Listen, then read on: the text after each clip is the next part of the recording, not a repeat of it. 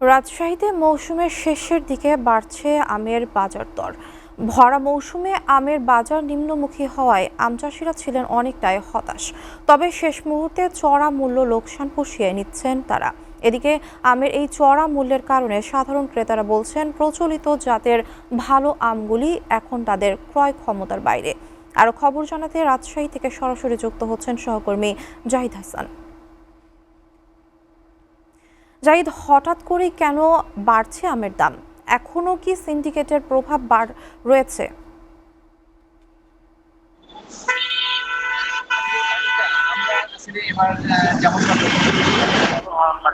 চলতি মৌসুম এবং চলতি মৌসুমে যখন খরা মৌসুম তখন কিন্তু আমের দাম আসলে অনেকটাই নিম্নমুখী ছিল এবং যে কারণে কিন্তু এখানে বাগান মালিক এবং বর্গা চাষী যারা ছিলেন তারা কিন্তু অনেকে হতাশ ছিলেন।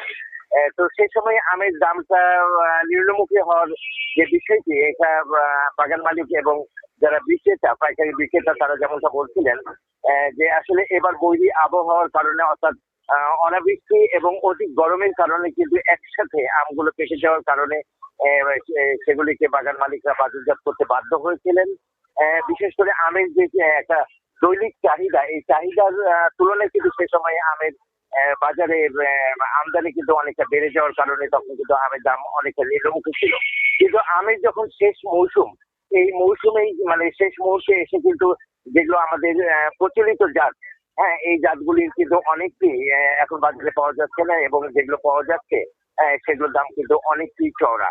আমি এখন আনিতা আছি রাজশাহীর হিরোইন আম বাজারের অর্থাৎ এটি পাইকারি এবং খুচরো বাজার।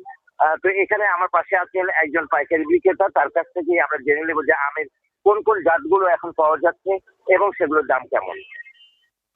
পাওয়া যাচ্ছে ল্যাংড়া, ইচ্ছাবাদ, ঢাকা হিমসাগর বলে, এটা এখন ৬,০০০ টাকা মন চলছে।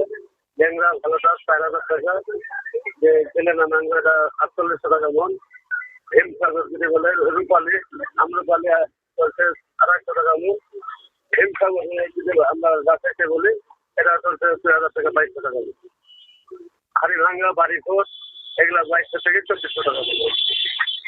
আগে যখন প্রথম এখন ৩০ টাকা ৪০ টাকা কেজি আম কিনা বেশি আমরা পাইনি। আম অনেকে নষ্ট হয়ে গেছে, অনেক হতাশা হয়ে গেছে, নষ্ট হয়ে গেছে। এখন আমের বাজার একটু চড়া।